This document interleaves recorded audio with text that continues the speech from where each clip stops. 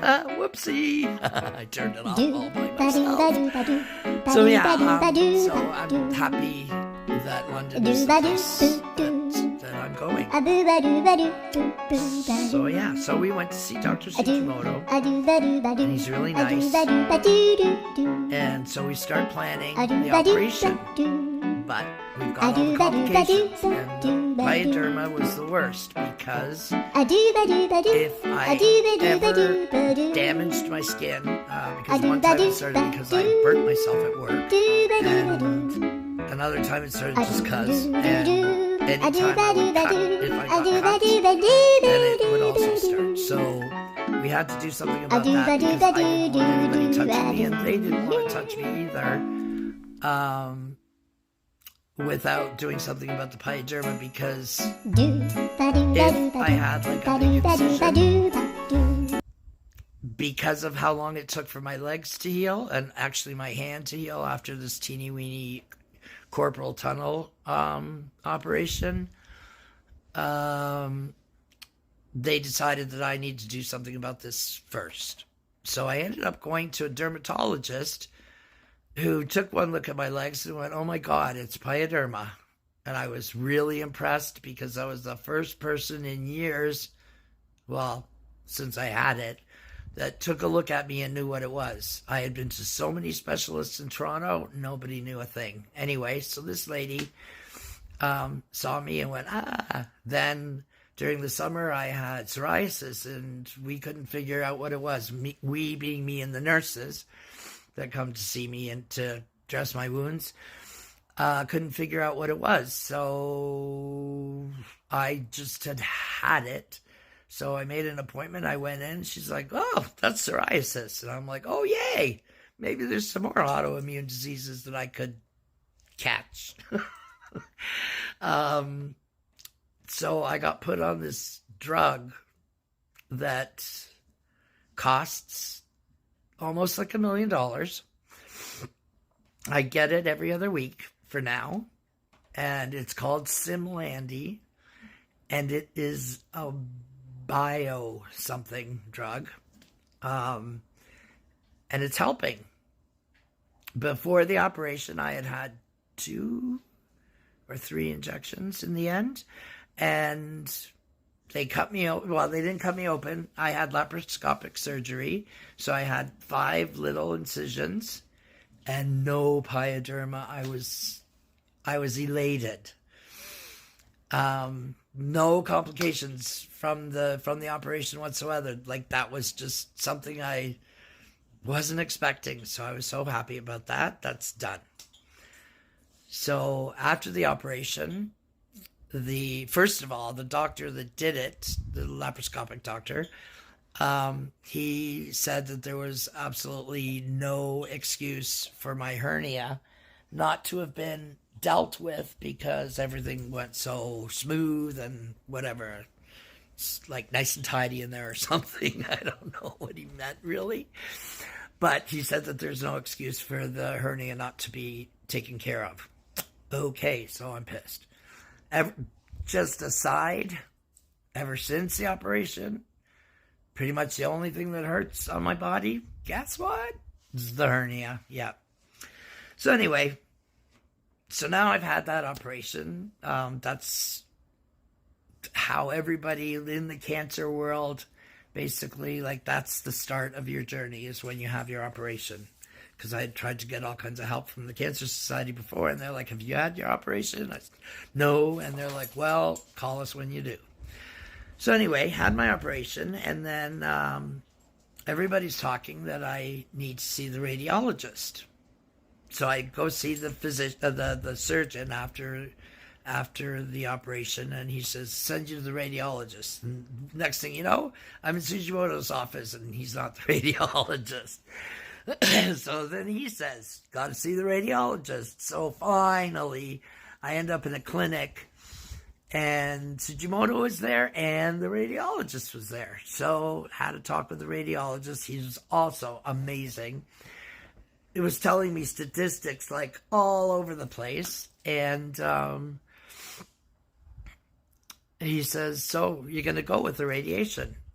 Because It's all your choice. You don't have to do the radiation.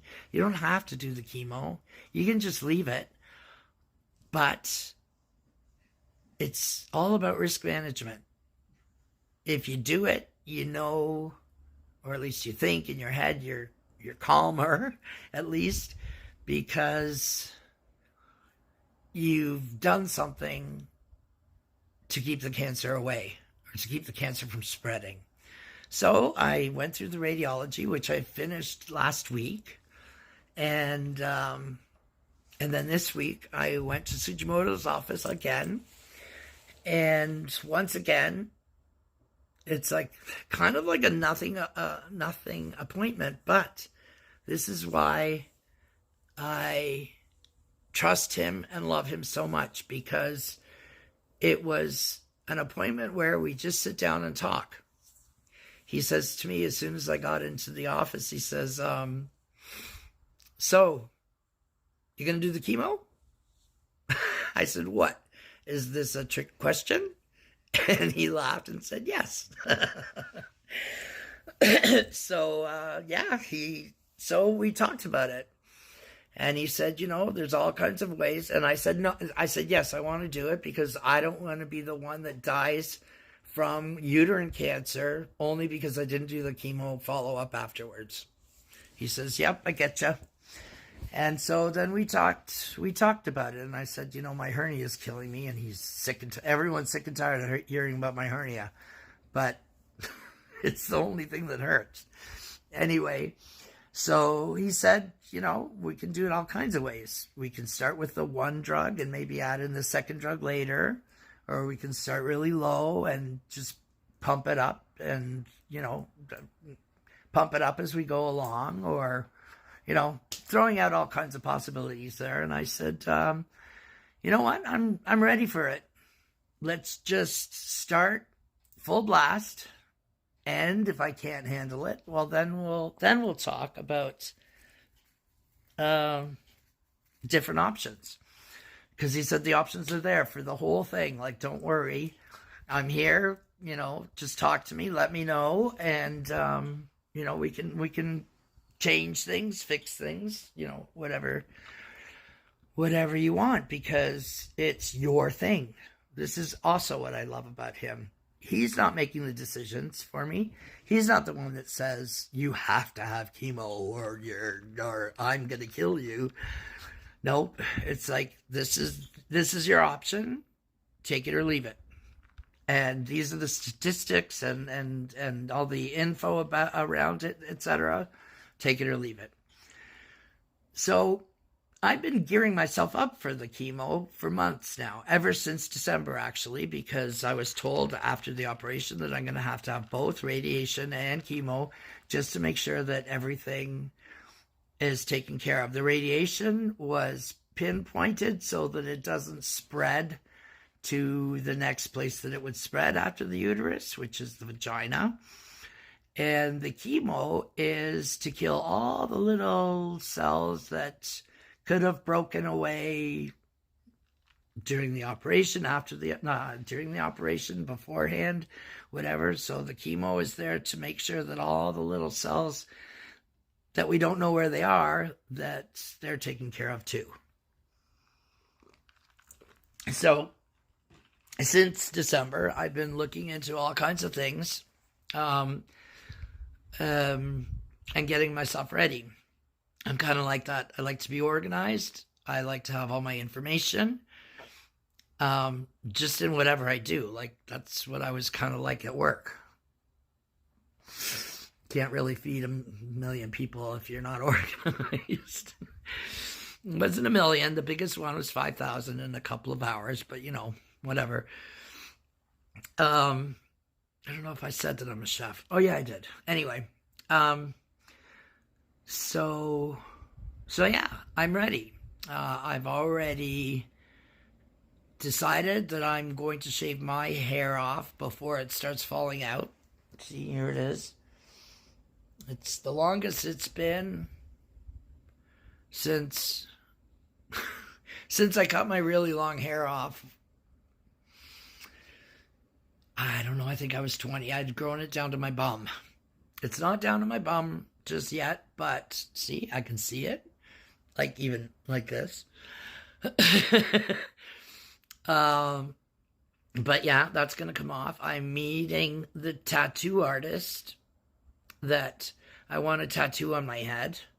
And I'm meeting the tattoo artist next week in hopes that I'll be able to afford the tattoo. I want to put this tattoo on kind of like on the back and on the top of my head. It's a sun with just like stick rays coming out with a dragonfly flying into the sun. And it symbolizes positive changes, positive, like big changes in your life. I thought that was pretty perfect. So yeah. And I got myself a hat.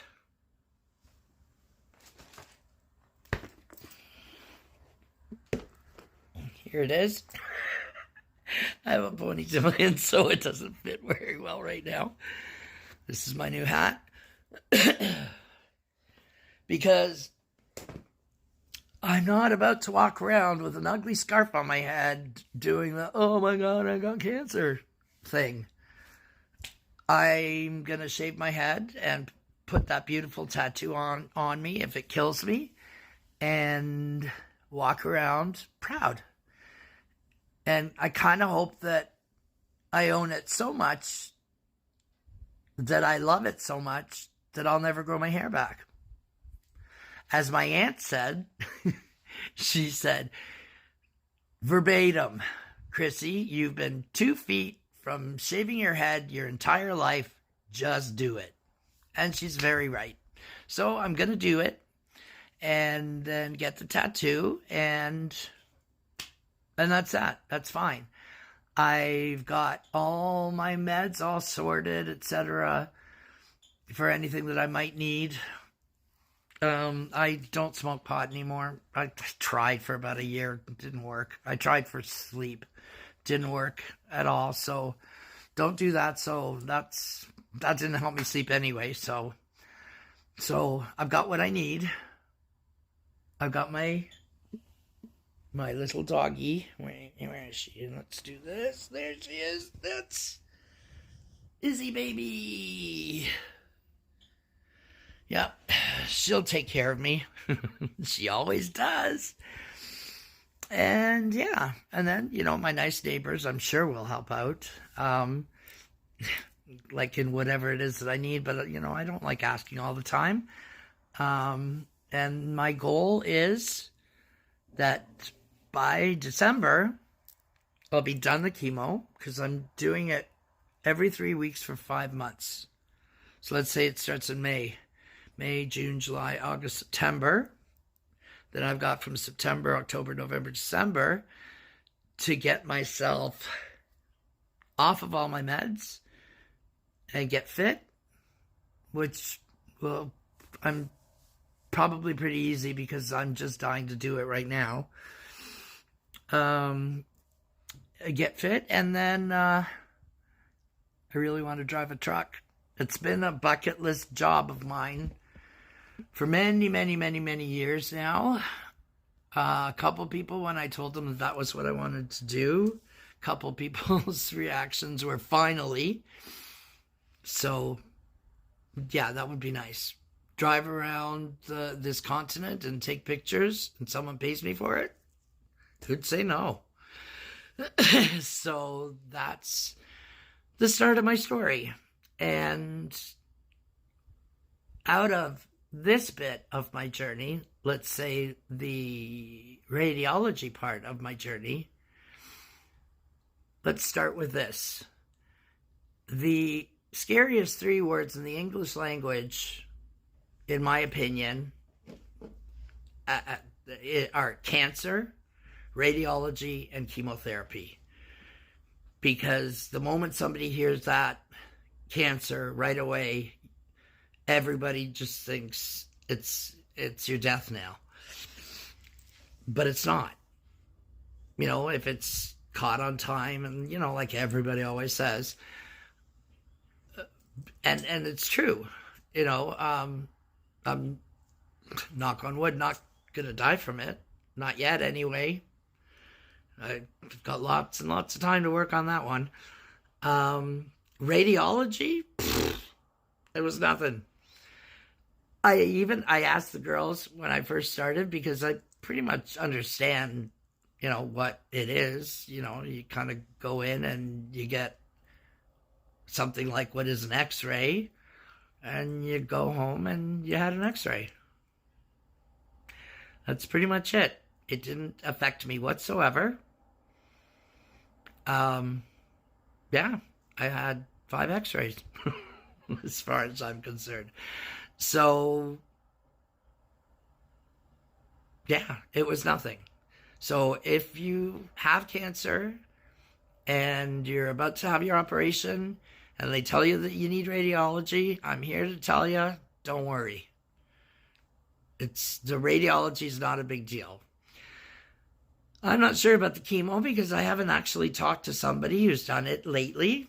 I was looking for all of that. I still do need to go to Wellspring. Wellspring is a place that is support for cancer patients. I tried to sign up when I first found out, and then it was the whole "have you had your operation" thing. And then no. So I had the operation. I called them. They were so wonderful. And the lady that I was talking to was going to treatment in Stratford right now. So she's like, we'll probably meet there. But I mean, I don't know, because I don't know when mine's going to actually start. Yeah, and I know I'll be okay. I probably won't eat, but that's not a bad thing.